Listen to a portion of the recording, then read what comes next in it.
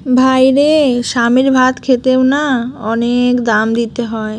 যেটা বাপের বাড়িতে থাকলে ভাতের দামটা যে কতটা সেটা আমরা বুঝি না, কিন্তু শ্বশুর ঘরে এলেই আমরা ভাতের দামটা খুব ভালো করে বুঝতে পারি। আর বাড়ির বউ মানেই শুরু হয়ে যাবে সকাল থেকে যুদ্ধ।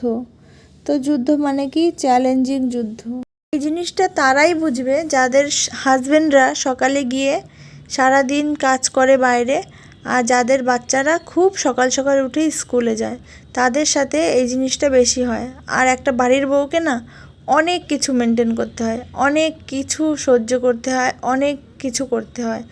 আর একটা বাড়ির বউ যত ধরনের কাজ করে সেইগুলোর পারিশ্রমিক দিতে গেলে না, মানে যে যত টাকা কামায় সেই পুরুষ বা সেই স্বামী, সেই টাকাটা পুরোটাই শেষ হয়ে যাবে।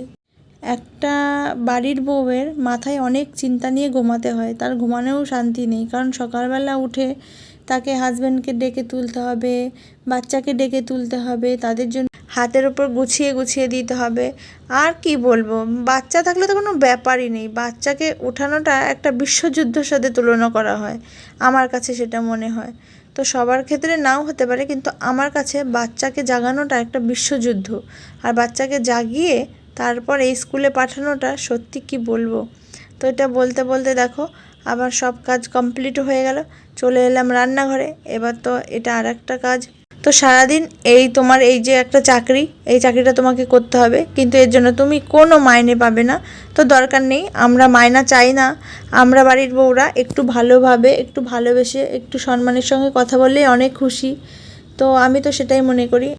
দেখো বকবক করতে করতে আমার রান্না বান্না সব কমপ্লিট হয়ে গেল। তো খুব হ্যাপি। সবার জীবন একরকম হয় না, সবার হাজব্যান্ডরা যদি সবার বউকে একটু আগলে রাখে তাহলেই বউরা অনেক খুশি হয়ে যায়, সেটাই মনে করি। এরপরে দেখো এই যে খাচ্ছি সেই ভাত, যে ভাতের জন্য বাবার ঘর থেকে শ্বশুর বাড়িতে এসেছি। কি মধুর নাই ভাতটা খেতে।